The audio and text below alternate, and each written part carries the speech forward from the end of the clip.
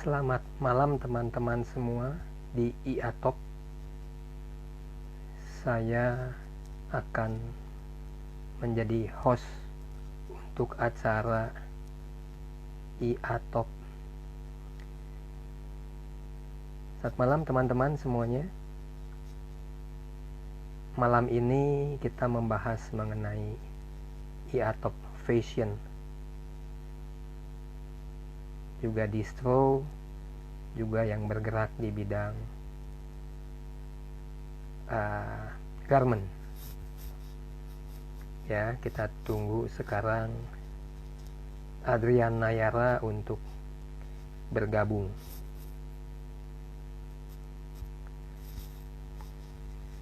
Mohon maaf teman-teman, saya agak grogi soalnya baru pertama kali jadi host, pertama kali juga ikut IG live, jadi masih agak bingung juga, mohon dimaafkan ya. Kita sambil menunggu. Jadi memang setiap hari Rabu pukul 21 ada diskusi mengenai kegiatan dari teman-teman semuanya, kegiatan aktivitas, mau olahraga, mau kesenian, mau lingkungan hidup. Ya, selamat malam Adrian. Selamat malam. Gelap nggak ya? Jelas ya. Ya.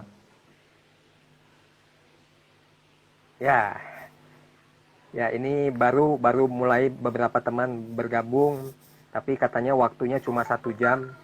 Jadi saya nggak lama-lama, biar aja nanti teman-teman yang ikut belakangan langsung ikut aja ya, gitu ya Adrian ya. Iya. Adrian, ini kali ini hari Rabu nih mau bahas mengenai dunia fashion. Jadi alumni ATOP yang bergerak di bidang apa, fashion atau garment atau distro. Kita pengen tahu sharingnya, pengen tahu pengalamannya gitu ya.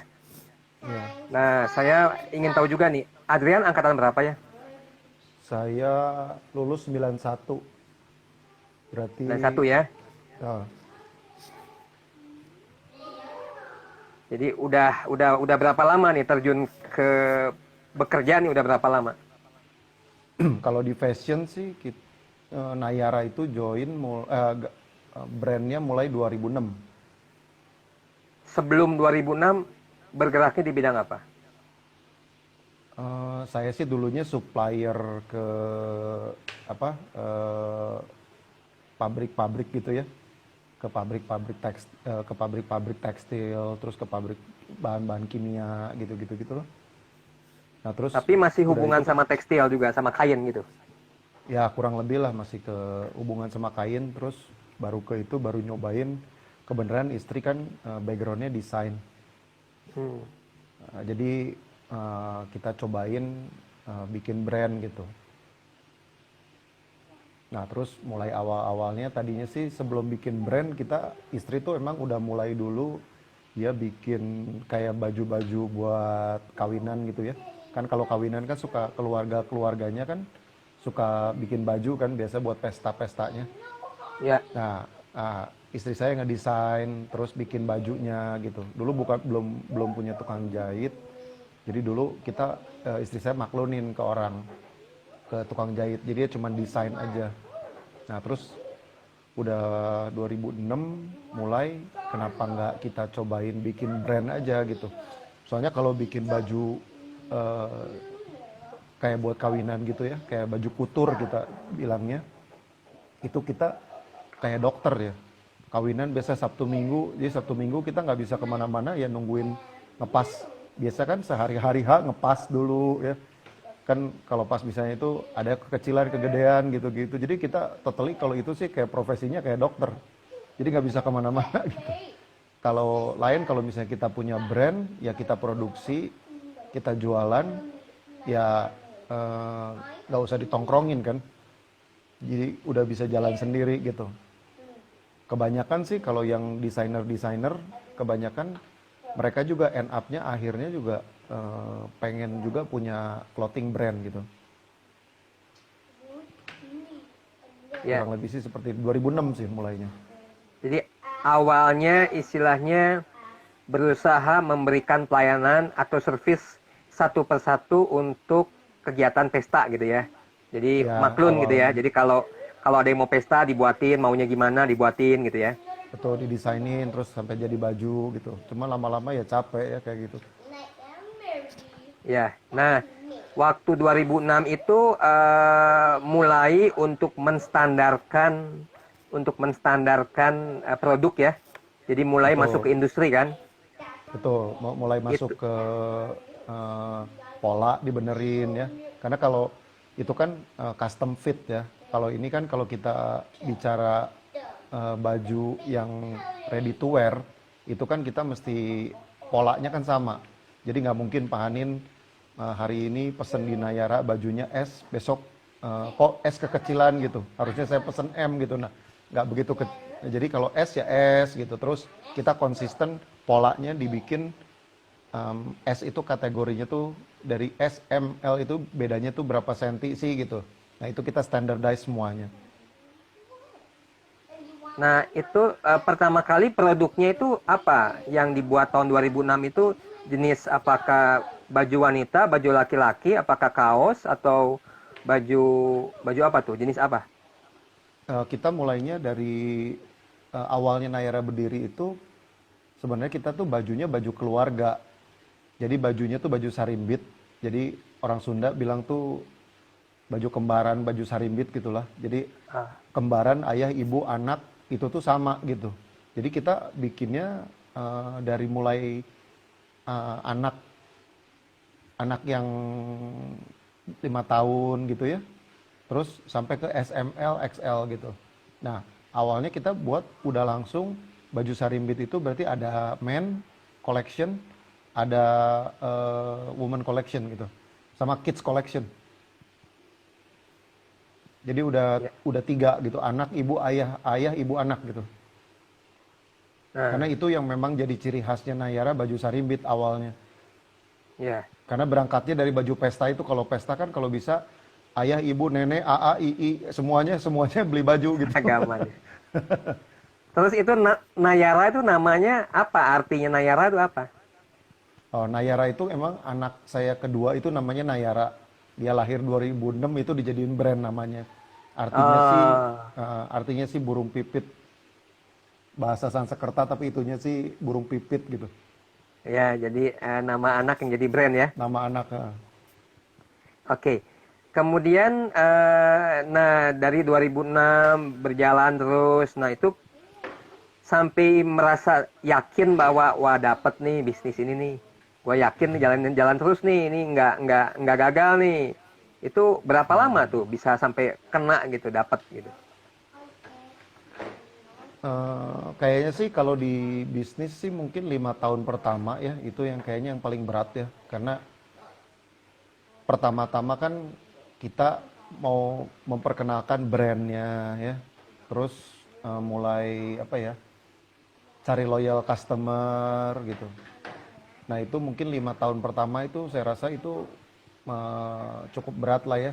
Udah 5 tahun ke sana ya udah punya loyal customer, udah punya titik yang bener dagangnya di mana gitu ya.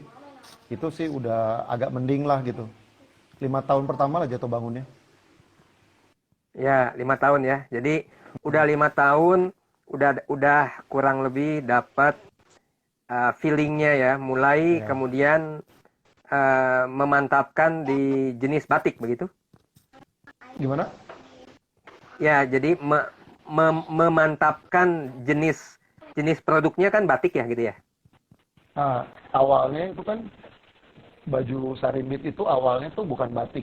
Mungkin pokoknya bajunya kembaran aja semua, serupa gitu. Nah, terus kita mulai kesulitan tuh baju motif kain yang bisa masuk ke semua ibu, ayah, anak gitu.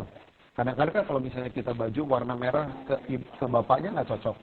Tapi kalau ke ibunya cocok, ke ayahnya nggak cocok, atau ke ayahnya cocok, ayahnya suka hitam, ke ibunya nggak cocok gitu. Nah, batik ini saya rasa sih cukup universal, karena motifnya itu bisa di laki-laki baik perempuan tuh bisa masuk gitu. Jadi Hmm. udah coba motif kain yang Nusantara gitu ya, mau dari Hmm. Lombok, dari mana, batik tuh saya rasa motifnya tuh paling beragam dan gampang lebih mudah nge-matchinginnya, dan motifnya itu banyak gitu Nah, sekarang untuk cocok untuk batik ini dari Sabang sampai Merauke. Nah, Adrian nih muter gitu atau udah milih nih, wah nih kayaknya batiknya Padang bagus nih atau batiknya Bali bagus nih. Nah, yang mana yang dijagokan? Kalau batik sih kebanyakan memang industri batik banyaknya di Jawa ya, Pekalongan, Jogja gitu ya, Solo gitu, Hmm. Cirebonan gitu. Karena balik lagi industri kain, pabrik kain, bahan dasarnya itu di Jawa gitu. Jadi memang pusatnya sih kalau untuk motif batik itu ya di Jawa. Kalau kain-kain di luar mereka cuman motifnya aja, tapi kurang kurang banyak, nggak sebanyak di Jawa ya. Jadi ambilnya di Jawa, batik batik mana nih? Ada Pekalongan bedanya nggak? kebanyakan. Batik Jawa Cirebon dengan batik Pekalongan dengan batik Jawa Timur ada bedanya nggak? Bedanya beda di motif ya. Tapi kebanyakan kalau yang rata-rata orang batik tuh produksi tuh kebanyakan di Pekalongan. Oke. Nah, sekarang Adrian, jadi sekarang ini Adrian bekerja sama dengan apa? Pembuat batik ya? Betul. Jadi kita ada pengrajin juga. Kita ada kayak asosiasinya lah gitu di Pekalongan, di Solo gitu. Nah kita gabung sama mereka dan kita ngambil dari mulai batik-batik capnya mereka, batik tulisnya mereka gitu. Ya, ikutan aja nggak apa-apa. Sambil ngurus anak. Jadi sekarang kadang-kadang suka gini nggak, misalnya ada corak yang bagus misalnya. Kemudian Adrian bilang, wah sekarang nih lagi coraknya yang bagusnya adalah yang model begini gitu. Kemudian Adrian sampaikan ke pengrajin buat dia buat gitu. Bisa ada ide begitu atau kita mengikuti apa yang mereka buat? Kadang-kadang ada sih kita kasih masukan kan, motif-motif selalu baru ya. Karena motif di batik itu sebenarnya udah ada pakemnya. Jadi sebenarnya nggak terlalu banyak inovasi banget sih mereka. Jadi motif yang ini digabung sama motif yang ini terus main di color aja gitu.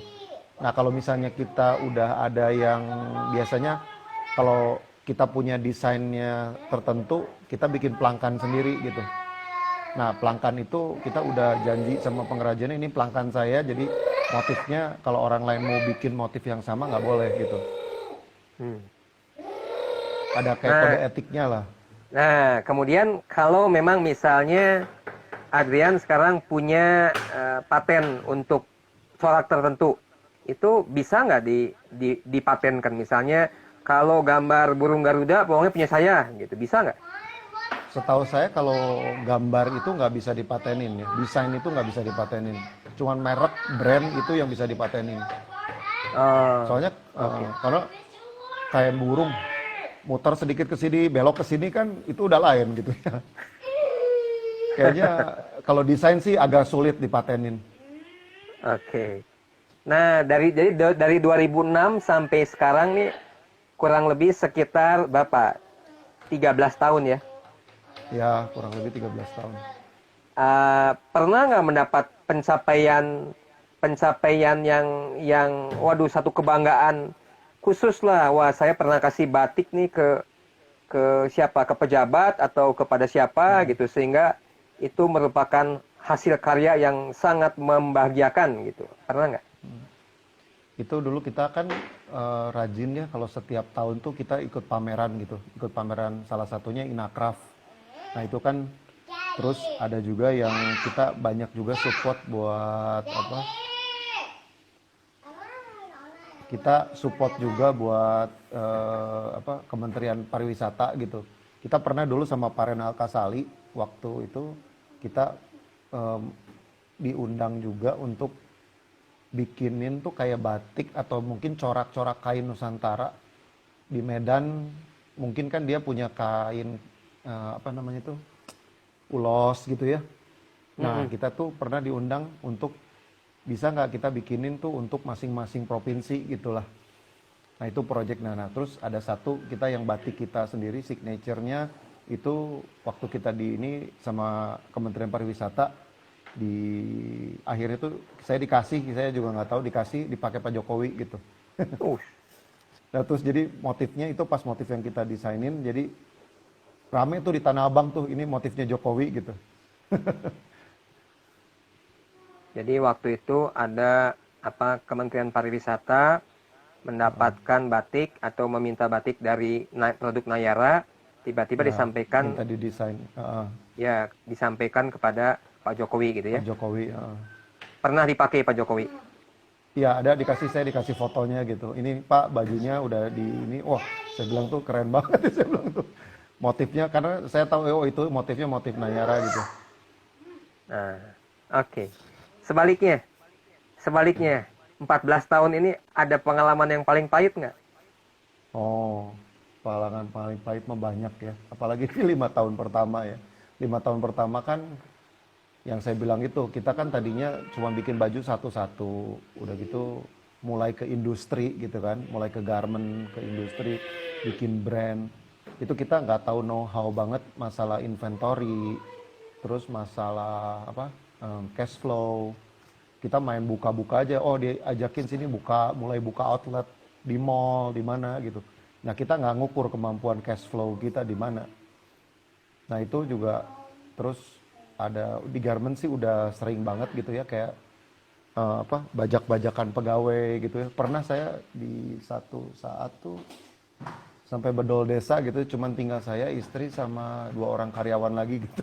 Yang lain tuh hilang semua gitu, diambil sama kompetitor gitu. Ya, jadi paling paling pahit ketika ditinggalkan oleh karyawan ya. Pegawai gitu ya, Ya gitu karyawan. ya. Sekarang ada berapa karyawannya? Kalau kalau staff sih 30-an ya.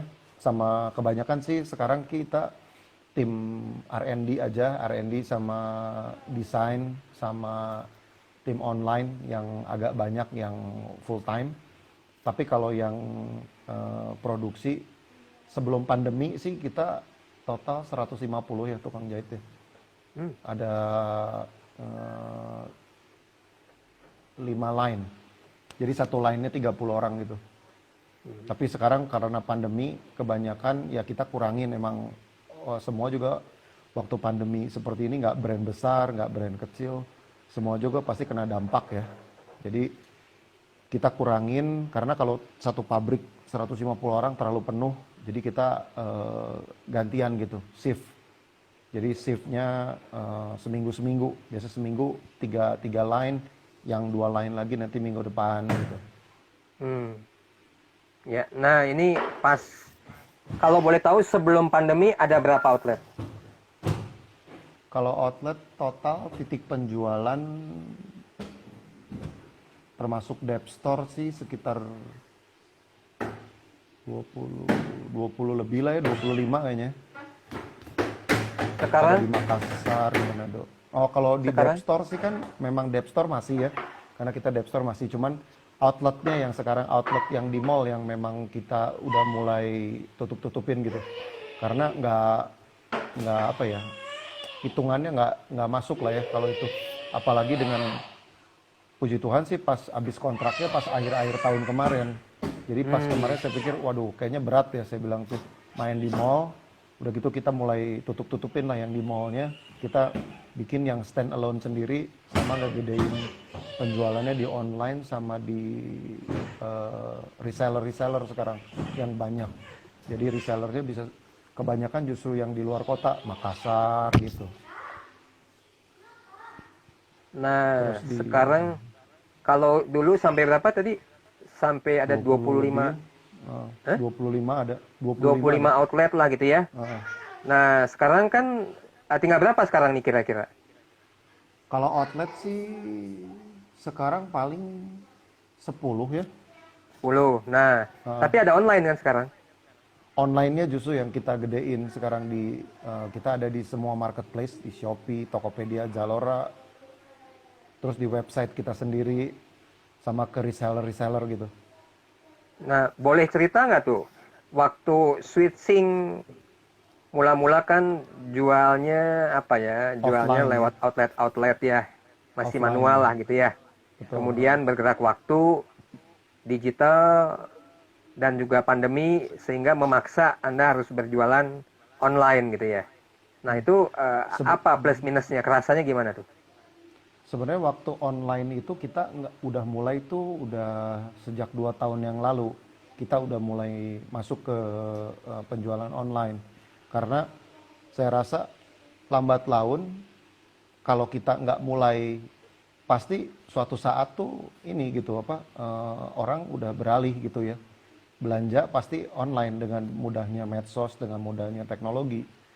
Nah, pas sesudah pandemi ini ya orang yang telat masuk ya sebenarnya eh, agak ya dibilang ketinggalan cukup ketinggalan ya. Karena bikin satu online shop itu nggak semudah punya akun Instagram, punya website, udah gitu bisa dagang gitu. Nah, investasi di belakangnya satu online shop itu juga besar.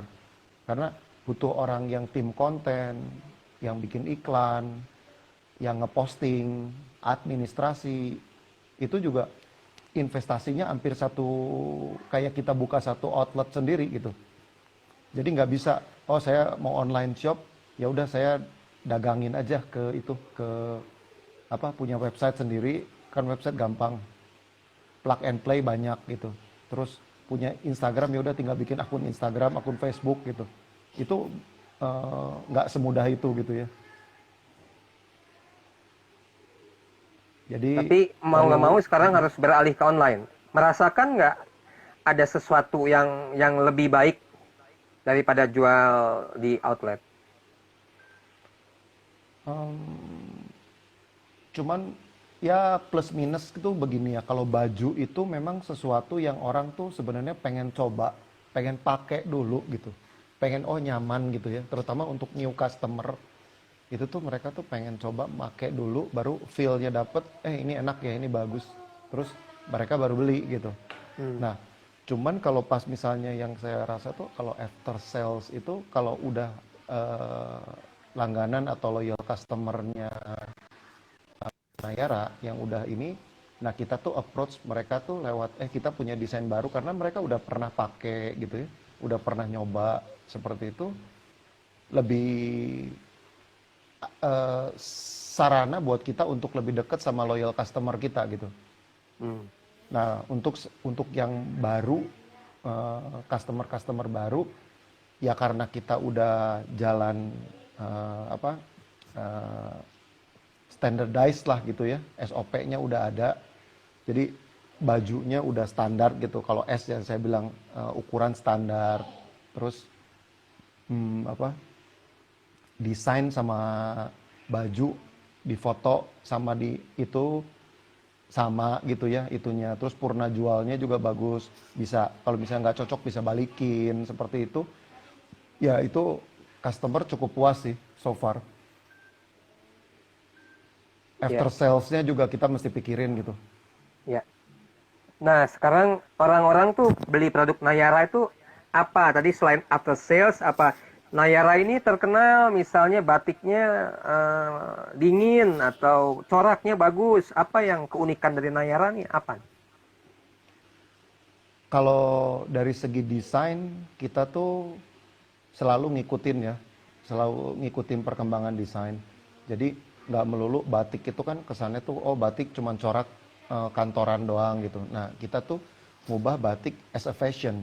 Jadi batiknya tuh kita kombinasi sehingga nyaman untuk sehari-hari gitu ya. Dan terus bahannya kita pilihan juga bahannya bahan katun gitu. Jadi nyaman dipakai tapi fashionnya juga dapat gitu. Oke, jadi bisa bilang Nayara nyaman dipakai, fashionnya dapat gitu. Nah, ini kaitannya sama Adrian sebagai alumni IATOP, Mm-mm. gitu Mm-mm. ya. Ini kan Ya, ada banyak nih, grup-grup di IATOP ya, nih. Ya, ya. kira-kira bisa bisa nyambungnya di mana nih dengan teman-teman? Kalau nyambungnya di teman-teman sih kita sih selalu kasih opportunity ya untuk kan orang ada juga yang pengen nyoba dulu usaha di bidang fashion gitu ya atau kuliner gitu. Nah, untuk di fashion sendiri Nayara tuh buka opportunity untuk jadi reseller. Jadi reseller kita ada bisa langsung aja hubungi DM ke IG-nya nayara.id.official. Nah, kita di situ tuh ada cukup menarik lah gitu package-package-nya atau program-programnya untuk reseller. Oke. Jadi itu pernah nggak Adrian jalankan di ini di apa di IATOP Bisnet apa di mana promosi teman-teman ayo bantu dong jadi reseller dapat komisi nih gitu atau japri duluan. Kadang-kadang pernah kali ya sekali dua kali ya untuk itu, cuman kebanyakan sih memang reseller itu mereka datang sendiri ke website atau ngelihat Instagram. Kebanyakan sih Oke. saya dapat reseller tuh dari sana. Oh, oke. Banyak alumni IATOP yang jadi reseller. Nah, itu tuh saya nggak tahu yang mana alumni, yang mana nggak pernah ngomong soalnya. Oke, nah sekarang ini kira-kira dalam pandemi ini masa kesulitan, kira-kira punya ide apa, punya punya peluang apa nih? Kan sempat tuh saya tahu kalau Adrian switch ke APD, Iya, masih buat APD sampai sekarang, masih. masih Jadi masih. Jadi bagus. eh, so far sih bagus ya. Jadi gini, kan pertama kali pandemi semua orang juga pasti panik ya. Apalagi pas pandemi itu pas Lebaran. Jatuhnya kan pas hari raya ya.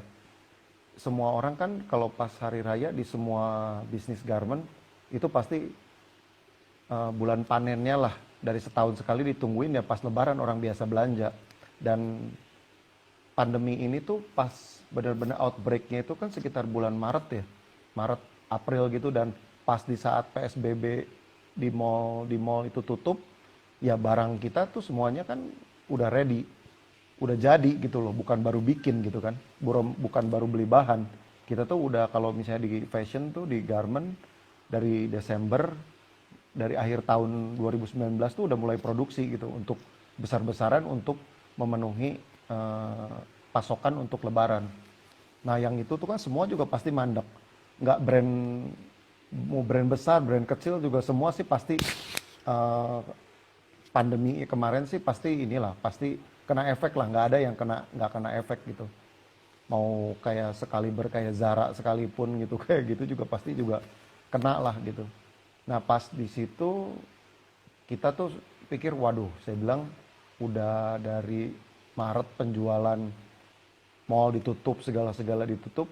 Saya pikir ini tukang jahit yang pertama kali ini tukang jahit 150 tukang jahit mau dikemanain, saya bilang tuh mau dirumahin, kasihan gitu ya, mereka kan butuh makan juga gitu. Nah, terus mulai cari-cari ini tuh apa sebenarnya yang dibutuhin gitu. Nah, memang kebetulan adiknya istri saya tuh dokter. Jadi dari Februari awal tuh dibilang udah cobain deh bikin untuk alat-alat medis tapi yang dijahit gitu. Jadi seperti APD, terus baju-baju dokter, jubah medis, spray rumah sakit. Itu tuh mereka juga butuh banyak linen gitu ya, butuh banyak baju, kain-kain yang dijahit gitu, yang diproduksi, yang penting eh, tukang jahit saya tuh ada kerjaan lah gitu, bisa mereka juga bisa tetap tetap tetap bisa hidup lah gitu. Nah, terus jahit masker gitu. Oke. Kurang lebih Nah, seperti itu. kalau dulu sales sampai katakanlah sampai poin 100, sekarang lebih dari 100 apa kurang dari 100? Kalau dari fashion sih pasti kurang lah ya. Kalau dari fashion sih saya rasa nggak tahu ya. Semua saya rasa sih di dunia fashion semua sih sekarang sih bertahan ya. Nggak ada yang tiba-tiba booming karena orang tuh pasti akan beli kebutuhan pokok dulu, kesehatan, buat health dia, buat konsumsi sehari-hari, baru mikirin ada lebih dia baru beli fashion. Karena kalau dulu kan semua orang punya duit lebih lah, punya budget sendiri gitu untuk beli baju gitu ya. Tapi sekarang kan boro-boro besok ada kerjaan aja udah masih puji Tuhan gitu ya. Oke. Kan Ya, kita nggak menentu gitu. ya. Nah, terakhir Adrian mau memberikan satu ide nggak buat teman-teman? Soalnya kan teman-teman juga sama ini sekarang juga lagi pada pusing semua. Usaha lagi turun semua. Ada terobosan apa nggak yang Anda ketahui dengan seputar fashion? Sebenarnya kalau opportunity itu selalu ada ya. Baik, mungkin kalau di dunia fashion ya modal pertamanya ya tukang jahit ya, yang ngerjainnya gitu ya. Nah kalau pertama-tama saya pikir tuh saya nggak mikirin, eh, waduh ini gimana gitu bisnisnya. Yang penting sih ini tukang jahit, saya pikir saya mesti kasih mereka makan dulu gitu. Ah, oke. Nah saya pikir ya udah kayak masker aja, masker Nayara itu saya kasih tukang jahit tuh pokoknya kan asal sehari mereka bisa kira-kira dapat uang, bawa pulang uang sekitar misalnya anggaplah 60.000 gitu ya, apa 70.000 sehari gitu. Ya udah, saya kasih aja dia nih pokoknya kamu sehari saya kasih kerjaan langsung dibayar mingguan gitu. Yang penting mereka punya uang saku aja terus dulu gitu. Jadi sebagian untung tuh udah nggak saya pikirin dulu. Yang penting ya udahlah. Yang penting mereka bisa survive, bisa hidup dulu. Nah ini nunggu sampai recovery gitu. Ya, Karena kalau dari masker kan orang juga udah banting-bantingan ya, harganya ya, banting-bantingan gitu segala. Tapi ya udahlah, semua sih saya rasa sih bertahan dulu. Tapi ya. opportunity itu selalu ada. Tiba-tiba saya pikir kalau pas kemarin nyoba dulu bikin APD, ternyata jalan gitu. Ada tiba-tiba nggak sampai sekarang sih puji Tuhan nggak berhenti ya. Orderan sih dari rumah sakit, dari mana sih ada aja terus gitu ngalir gitu. Ya, ya, Gitu sih. ya. Ini waktu mesti switch ke Ya, yang kedua. siap. Oke, Jadi intinya thank you. intinya Adrian masih terus berusaha mengutamakan tadi karyawan dulu ya, Iya, bahwa dia adalah tulang punggung aset ya, perusahaan, aset ya. betul. Iya, Jadi itu juga punya niat baik dari Adrian untuk mau perhatian, mau memberi kepada mereka ya. Dengan iya, kita bisa memberi nafkah pada mereka, juga mungkin ya perusahaan Adrian juga diberikan nafkah dari Yang Kuasa. betul. Gitu ya. Amin, amin. Ya, semoga Sip, sehat thank you. semuanya, semoga Ya, sukses semuanya ya. siap, Saya harus thank you. switch ke Alwin nih sebentar. Saya Oke, kurang paham gimana caranya nih. saya keluar dulu kali ya. Ya, Ya, betul.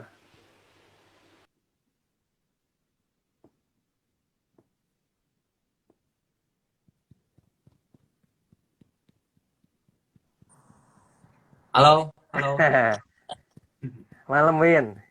halo, Hanin ketemu lagi. Kemarin baru Tangan udah sehat? Tangan udah sehat? tangan, Udah, ya udah ah? baikan, udah baikan. Udah mendingan? Ini memang ya kemarin ke tempat fisioterapi kebetulan jadi udah lebih baik daripada waktu 2 hari lalu ketemu Kang Hanin.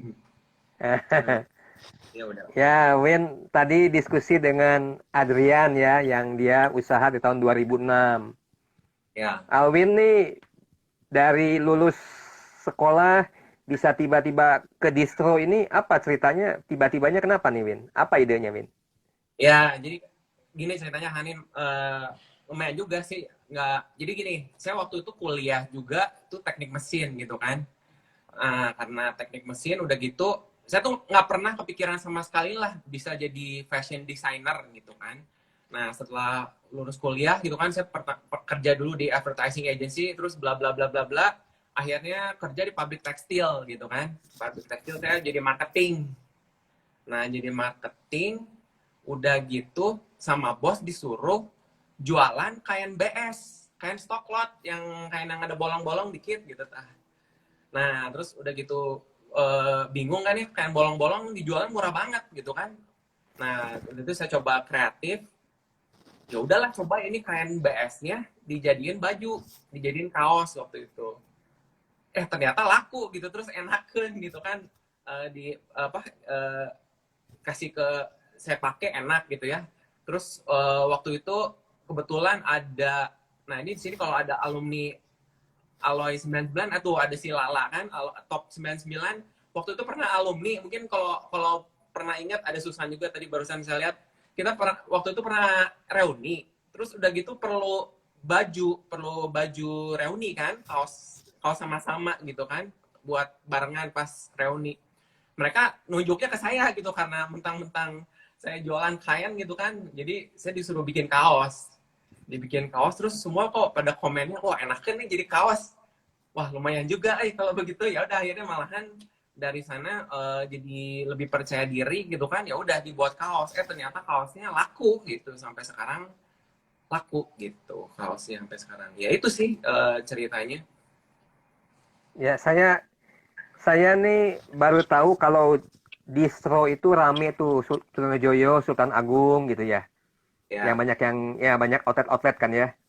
Dulu kan ya, ramenya kan di Riau itu namanya factory outlet. Sekarang betul, betul. factory outlet kalah sama distro ya. Oh, factory outlet kalah sama distro. Iya dong, Ya, factory outletnya udah nggak ya ada, ada. sekarang distronya yang banyak. Betul, betul, ya betul, betul. Ya, distro Ya. itu kalau boleh tahu singkatan apa ya distro itu ya? Aduh, distro tuh apa ya? Saya juga nggak tahu. Jadi sebenarnya saya juga gini, saya bukan, kalau misalnya dibilang, saya juga bukan merek distro malahan. Saya itu merek factory outlet gitu. Jadi pertama, eh, saya dulu waktu masih kerja juga, saya jualan kaos juga gitu. Karena saya jualan kaos, saya titip jualnya pertama kali waktu itu di factory outletnya yang Heritage gitu. Ternyata di Heritage laku gitu, ya udah gitu. Dari Heritage dikembangkan ke yang lain, terus akhirnya ke online. Tapi saya sendiri nggak pernah, saya pernah jualan di distro waktu itu. Distronya, tapi itu pun di Jakarta distronya, dan cuma satu, tapi kebanyakan penjualan saya justru di factory outlet gitu. Oh. Nah, yang dijual ini pakaian jenis apa? Piyama atau baju olahraga atau kaos atau kemeja atau apa? Nah, jadi pertama kali itu saya mulai dengan kaos polos sih. Waktu itu jual kaos polos lumayan lah. Udah gitu saya beralih ke kaos yang ada sablon-sablon gitu. Nah, misalnya seperti beginilah dengan temanya tema Jepang. Ini sekalian promosi sedikit dong. Nah, ini kalau misalnya pernah lihat yang logo seperti begini, nah ini yang saya kerjakan gitu. Apa ya, Jepang-Jepang gitulah. Padahal masih nggak ngerti Jepang gitu kan. Dari Google Translate aja gitu. Teman ya itulah. Waktu itu kan memang lagi zamannya Uniqlo booming kan, jadi ATM di ATM aja kan, amati, tiru, modifikasi gitu ya. Jadi hasilnya seperti begini. Iya. Gitu. Nah, terus bisa namanya third day itu kenapa tuh tiba-tiba namanya third day? Apa artinya atau punya punya punya makna apa? Jadi jadi kalau saya punya keyakinan itu kalau semua berkat itu kan dari Tuhan gitu kan, dari Tuhan. Makanya ini juga nama Third Day itu rada-rada religius gitu, karena ceritanya Tuhan Yesus bangkit di hari ketiga gitu, Third Day gitu kan. Ada juga tuh di Amerika waktu itu band namanya Third Day, hari ketiga Tuhan Yesus bangkit gitu. Dan apa uh, dasarnya tuh seperti begitu gitu ya. Walaupun sekarang saya jual hijab juga, jadi Kristen tapi jual hijab, ya pokoknya saya waktu itu prinsipnya ke sana sih, bahwa Tuhan Yesus bangkit di hari ketiga.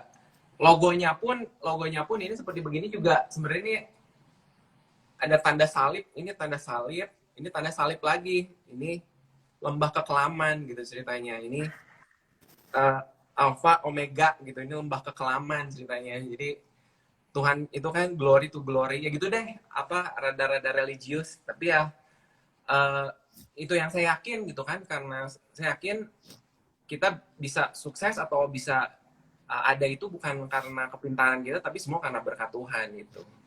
Anugerah lah, anugerah gitu. Jadi udah berapa lama nih, Vin? Berapa lama nih dengan brand third day itu udah berapa lama? Dari 2013 ya, 2013 sampai sekarang berarti 7 tahun sih, nggak kerasa 7 7 tahun tahun. ya. 7 tahun, Oke. betul. Ini dari Susana nih, Susan Anggraini bilang kaosnya enak banget katanya. Oh ya, ya itu dia, teman-teman yang mendukung eh, saya waktu itu gitu kan, reuni pada bilang enak, ya udah deh, ini kayaknya bisa laku nih. Padahal dulunya saya kan dulu marketing kan, saya jual kain itu ke brand-brand ternama Matahari Dep Store gitu kan, mereka nggak ada yang mau gitu. Akhirnya ya udah dibuat kaos reunian Aloy Top 99, ternyata pada suka, ya udah jadi percaya diri, dijual gitu. Jadi reuni alumni itu membawakan hasil ya. Betul, itu sangat membuahkan hasil gitu. Walaupun apa ya kan, waktu ditunjuk kamu buat kaos ya, terus udah gitu ditanyain, saya nanya gitu, nanti yang bayarnya siapa, ini yang reuni bakal datang nggak gitu kan, karena kan saya waktu itu panitia kan, kalau panitia biasanya yang nombok gitu kan, kalau misalnya apa pesertanya nggak datang, nombok gitu kan. Tapi ya udah, saya bilang ya udahlah, kalau misalnya ini ya nggak ada, ya udah yang nombok juga nggak apa-apa gitu kan. Ternyata membuahkan hasil gitu. Begitu juga terus waktu itu pernah ada core lagi kan, pernah ada alumni core kan, terus saya disuruh sama Susan kan, Win bikinin ini baju olahraga. Saya nggak pernah bikin baju olahraga, ya udah buat aja. Ya udah, akhirnya saya buat, keterusan sekarang jadi punya brand olahraga juga gitu. Jadinya memang apa ya, ya tadinya niatnya membantu gitu kan, karena ya membantu malahan jadi membawa berkat gitu. Ya. Itu kaosnya range harga berapa sampai berapa sih kaosnya? Kaosnya itu 100, antara 100, ya jadi kalau yang diskon sih ada yang 75.000, tapi kalau harga normalnya sih 119.000 kaosnya. 119.000, tapi ada juga yang 159 ada, 179 ada. Ah, oke. Nah, sekarang udah kebanyakannya malah jualnya di outlet. Oh, kalau sekarang udah beda karena pandemi begini. Jadi sekarang saya ini sekitar 95% online gitu. Tadinya tahun lalu padahal Desember 2019 itu omset itu 70% offline, 30% online. Sekarang semuanya langsung berubah gitu kan, 95% jadi online, 5% offline gitu. Nah, itu apa yang dalam 1-2 tahun ini Alwin rasakan? Memang Alwin betul-betul mengerti mengenai online gitu atau harus harus ada orang lain lagi? Tadi kan kalau Adrian bicara harus ada tim khusus katanya, tim khusus untuk penjualan online. Harus ada distributornya, harus ada yang apa pegang digitalnya gitu ya. Nah, Alwin gimana Ya, sekarang? ya jadi memang sih saya bangun online ini juga dari 2 tahun lalu sih. Jadi dari 2 tahun lalu saya udah ngeliat gitu, ini kayaknya kelihatannya trennya semua ke online kan. Karena ya kalau Indonesia kan biasanya latah dari Amerika gitu kan. Jadi makanya saya kalau ngeliat di Amerika online itu udah booming, terus udah gitu saya ngeliat pergerakan persentase offline online-nya itu, online-nya makin lama makin gede, ya di Indonesia juga bakal seperti itu gitu. Makanya saya dari 2 tahun lalu juga seperti Pak Ardian tadi, dari Nayara udah mulai bangun online dari 2 tahun lalu gitu. Bahkan nggak, saya pertama kali jualan online itu jualan hijab juga sih. Jualan hijab itu 2013 saya pernah jualan online. Itu waktu jualan online-nya masih setengah mati gitu kan. Jualan hijab 50.000 itu chattingnya sampai berapa lama gitu kan, karena orang belum trust gitu kan. Kalau sekarang kan udah enak, ada Tokopedia, ada Shopee gitu kan, orang bayar dulu. Kalau apa, dia kan ada virtual akun apa segala macem kan, itu gampang gitu. Saya dulu pernah jualnya itu waktu jualan hijab satu aja itu udah orang nanya panjang-panjang 20 menit, udah gitu nggak jadi ya gitu. Jadinya kan sebel banget gitu.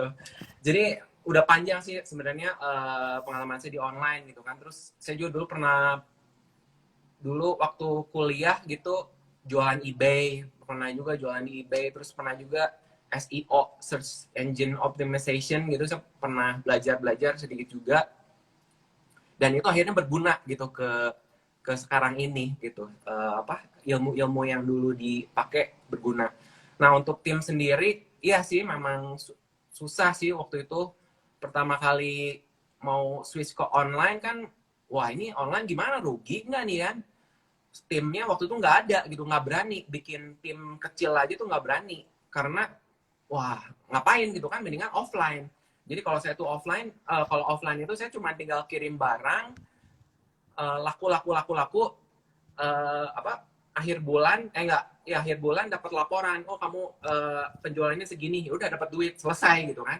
Kalau online kan beda, kita harus Instagramnya harus bagus kan, harus mikirin besok mau ngeposting apa, terus udah gitu ini traffic ke website kok turun, udah gitu ini kok Facebook Ads kok kegedean tapi penjualannya nggak ada gitu kan. Terus wah banyak banget lah aspek menyangkut di online gitu kan. Terus ada lagi bayaran belum masuk, terus nanti ada orang mesen baju, saya kan baju ya ada SML XL ya, S-nya ternyata nggak ada gitu, mau hubungin lagi, mau nggak ditukar ke M ya pokoknya banyak banget lah drama-drama di online ini gitu ya. Sampai sempat waktu itu saya naikin harga gitu. Jadi kalau misalnya orang lain itu bilang online itu harganya, di set harganya lebih murah daripada di offline, saya tuh kebalikan, di online saya buat lebih mahal justru. Karena menurut saya online ini banyak banget gitu biaya-biayanya gitu. Itu waktu pertama-pertama sih. Tapi sekarang udah punya tim, udah terbiasa, saya pikir udah sama sih biayanya online itu sama offline udah sama gitu. Win, Bahkan boleh tanya nggak, Win? murahan. Kenapa ya? Boleh tanya nggak? Untung online sama offline besar mana? Ya jadi gini sih, kalau online itu kan ada fixed cost-nya gitu ya. Jadi Kang Hani harus tahu dulu, offline saya itu bukan punya toko gitu ya. Saya nggak pernah punya toko karena saya takut bocuan gitu ya. SPG waktu itu aja saya masuk Metro, terus udah gitu disuruh sediain SPG, saya nggak mau gitu, akhirnya cabut gitu dari Metro Dev Store. Jadi saya tuh pokoknya titip jual aja, konsinyasi. Jadi mau hujan badai, mau geledek, mau banjir gitu, saya mah nggak bayar SPG aja. Jadi misalnya factory outletnya kejual cuman 100 piece, ya udah saya dibayarnya 100 piece, saya nggak ada fixed cost gitu. Jadi itu dulu bisnis saya tuh seperti begitu, pokoknya nggak ada fixed cost, pokoknya variable cost semua gitu. Kalau jualannya banyak ya dapatnya banyak, tapi nggak ada fixed cost. Nah sedangkan kalau Konsinyasi lah ya, titip jual ya. ya konsinyasi kan nggak ada fixed cost. Kalau sekarang online ini, dulu saya ada fixed cost kan, Instagram kudu bagus, itu aja udah misalnya I don't know 8 juta mungkin 10 juta gitu ya.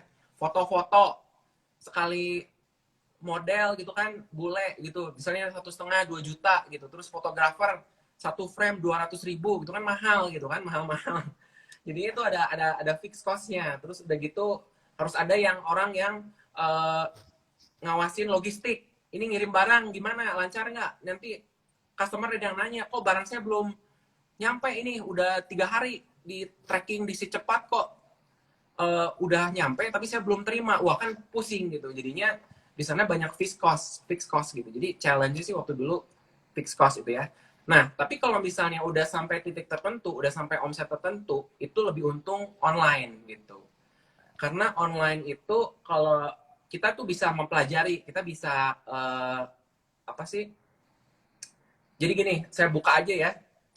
Kalau offline itu kan kira-kira 35-40% lah kita diambilnya ya sama offline kan. Kalau online itu kira-kira 20% lah. Kita bayar iklan itu 20% gitu. Terus 5% kira-kira buat packing segala macam. Jadi sebenarnya 25. Tapi itu 25% ini belum termasuk fixed cost gitu. Jadi tergantung omset kita besar nggak gitu untuk mengkompensasi si 10% ini gitu. Itu sih. Nah, Awin tadi bilang pertama kali buat kaos. Dari reuni teman-teman bilang kaosnya enak gitu ya. Ya, Kemudian betul. tadi disampaikan kalau wah sekarang ada peluang nih bikin hijab. hijab gitu ya. ya ya. Ya, itu kaos itu karena bosen atau melihat peluang baru hijab atau melihat wah nih hijab nih untung lebih besar nih. Atau mungkin habis hijab Alwin udah punya ide lain lagi, wah gua mau bikin celana celana apa nih, celana jeans nih misalnya. Ya, kalau sekarang kan modenya lagi mode pandemi, Kang Hanin. Seperti tadi bilang, mode bertahan. Yang penting cuan aja lah sekarang mah gitu kan. Apa aja hajar gitu kan. Mau kemarin disuruh buat celana pendek. Ya udah, kemarin saya bikin celana pendek. Oh, boxer lagi laku katanya. Ya udah, boxer juga kan. Kalau perlu saya jadi modelnya nggak apa-apa gitu kan. Boxer. Bikin boxer. Terus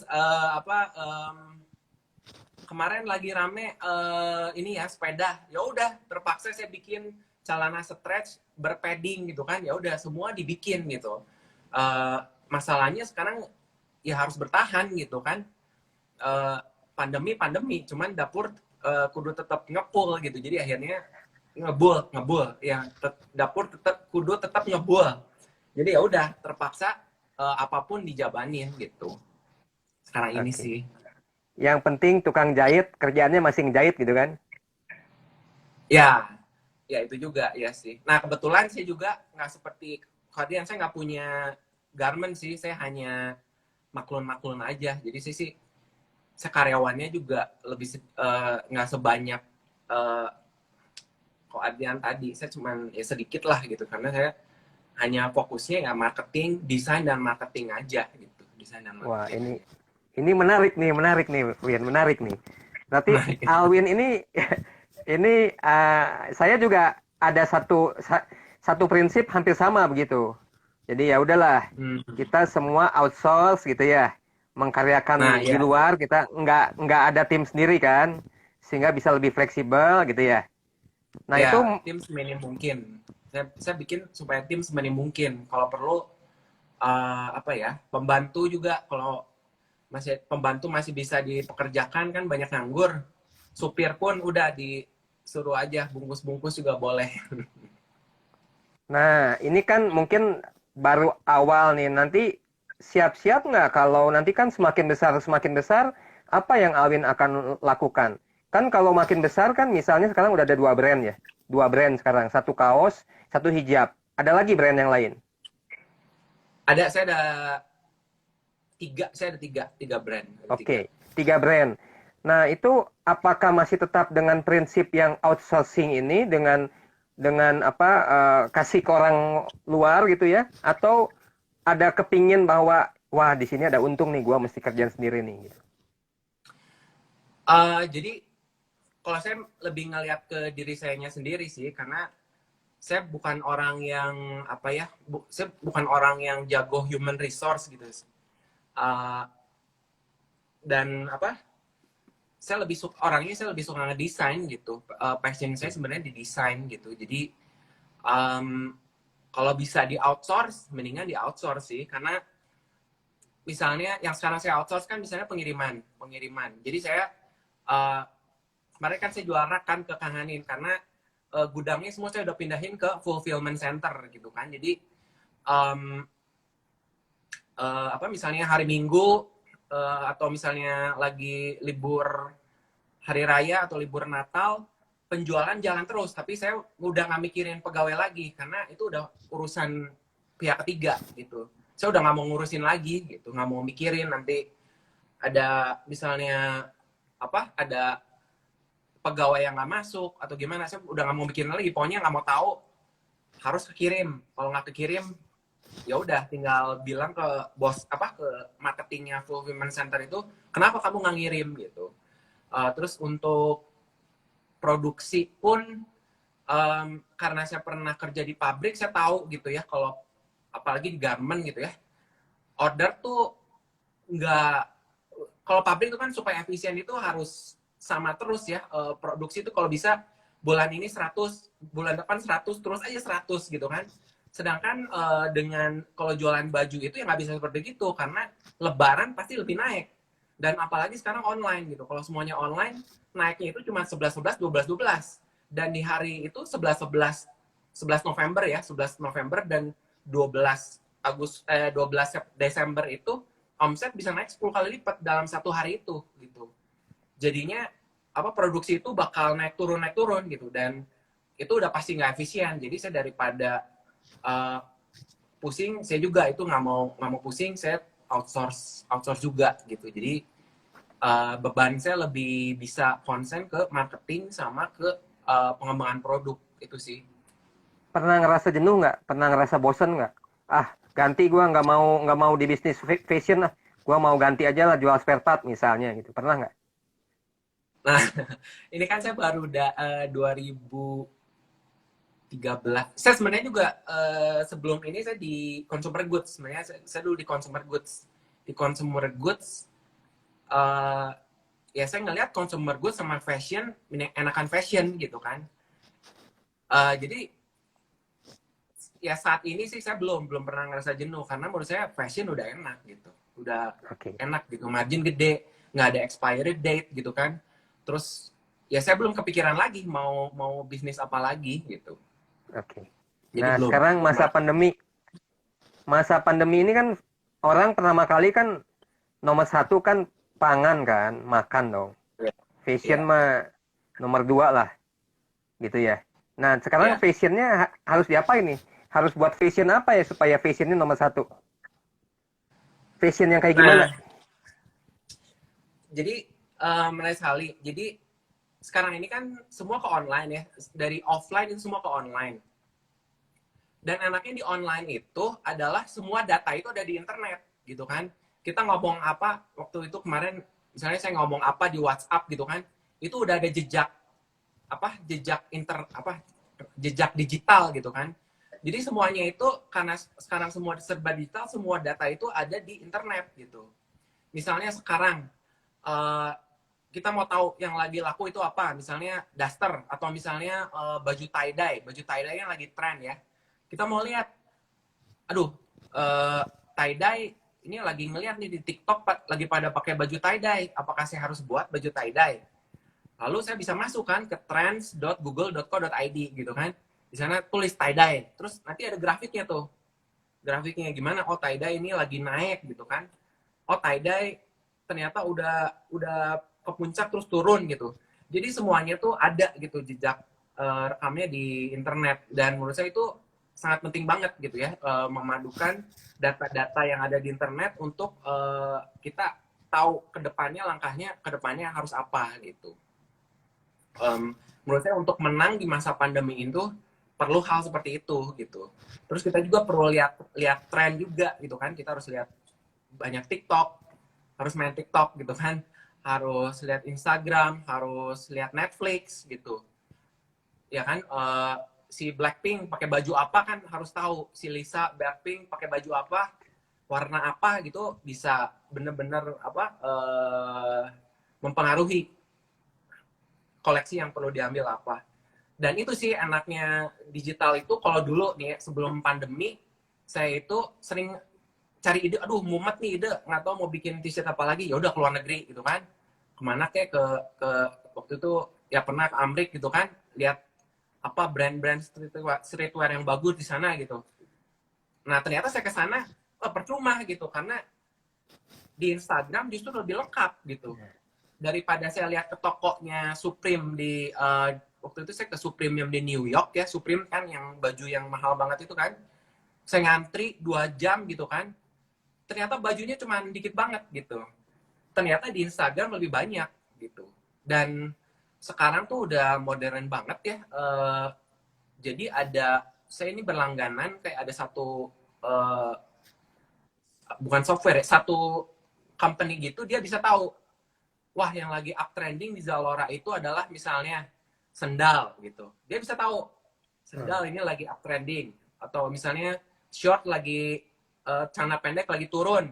Terus bisa ketahuan juga warna yang lagi naik sekarang warna apa. Oh, warna hitam lagi naik, warna kuning lagi naik. Itu semua ada gitu, datanya tuh ada di internet gitu. Asal kita tahu cara dapetinnya, kita bisa menang lawan corona ini pasti.